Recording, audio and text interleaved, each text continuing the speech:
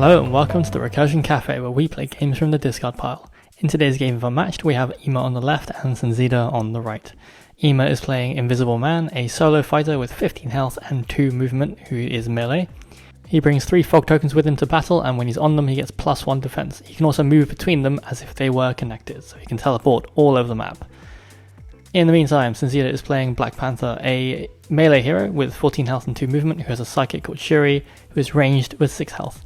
Whenever he boosts, he draws a card, and he is able to steal cards from his opponent's deck and store them in his vibranium suit, and those can only be used for boosting. So potentially really dangerous, both for exhaustion, for stealing powerful cards, and for potentially getting high boost values as well. So it's a bit of an odd matchup. We have Invisible Man, who really excels at defense and exhaustion against someone who actively exhausts both players.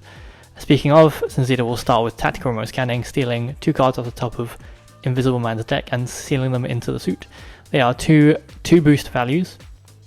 They're decent cards, but neither is game breaking for Invisible Man, so I think Ima's pretty happy with that so far. And he will proceed to double maneuver and just kind of feel out what it's like to be in the middle of the board. So Sunzida will double maneuver as well, bringing her to 7 cards. It's a pretty cagey start. Both players like to have options. Ima will boost in, it looks like, and will just run about the map. And Sunzida will respond with a second Tactical Remote Scanning.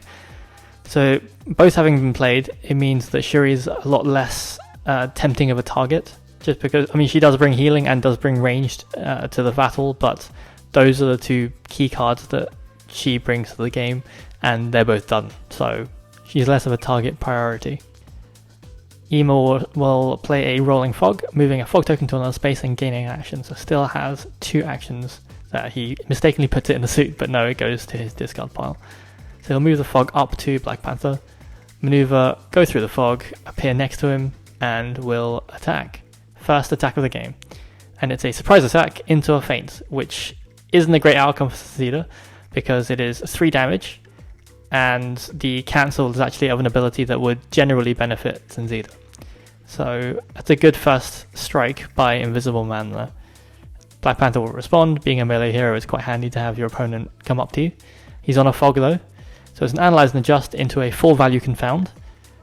After combat, the opponent can choose to discard a card. If they do not, you may move each fog token everywhere, so Sunzida will discard a regroup and steal a vanish, which is pretty painful, that one. It took, I think that's the 5th card Sunzida's stolen, and it took 5 cards for that to be a really, really impactful one.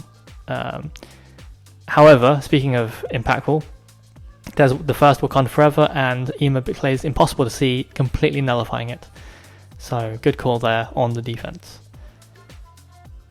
It's just a slugfest, it turns out. There's some more attacking, and it's another surprise attack into a feint.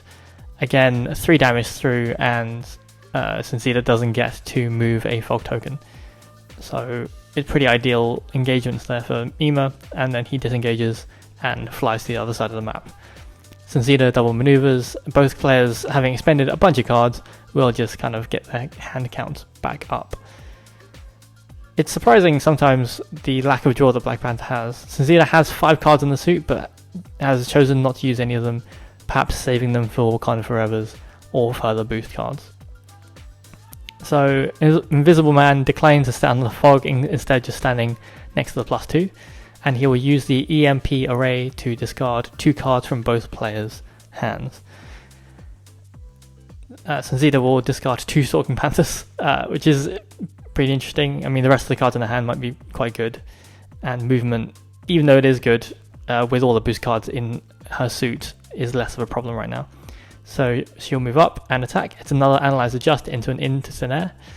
So she'll steal a Coded Notes. Again, it's not a 3 boost or a scheme, so it's less impactful for Invisible Man. No damage taken by Invisible Man, and he will take a step away. And the fog will move underneath Black Panther. So health totals. Invisible Man is still at full health, and Black Panther is down to 8. We haven't seen too many attack boost cards from Black Panther, so it's been hard to punch through Invisible Man's defenses, which are usually pretty high, especially when he's on a fog token. So Black Panther will step up and play the 3rd Stalking Panther card, Looks like Sunzida wants to get aggressive there, and is considering standing on a fog, but actually will stand on the +2 instead with Shuri to cover a lot of ground and to not get hit by Dreaming of Revenge. So what's the attack going to be? It's a Wakanda Forever into a Dreaming of Revenge. There we are. So it's a 4 value Dreaming of Revenge. Sunzida will double boost it to 8 value. So 8 into 4, that's 4 damage. First blood into Invisible Man. Still though, blunting an 8 damage swing like that was pretty good to only take 4 damage.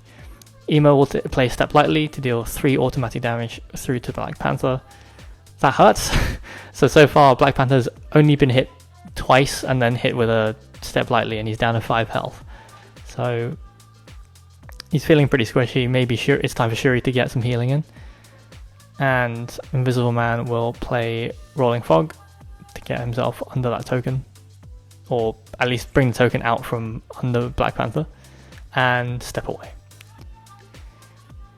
11 health is still quite a lot to chew through from Black Panther, and 2 Wakanda Forevers are gone. Maybe an exhaustion strategy from Black Panther, as weird as that is to say, against Invisible Man might be the way to go. So we have a boost from Sunzida. Originally she boosted with her own card, then she boosted with a Invisible Man card. It's all over the place. But here's a Wakanda Forever and another Impossible to See, and then Ema immediately counters with Reign of Terror and Step Lightly for 5 auto damage, sealing the win there.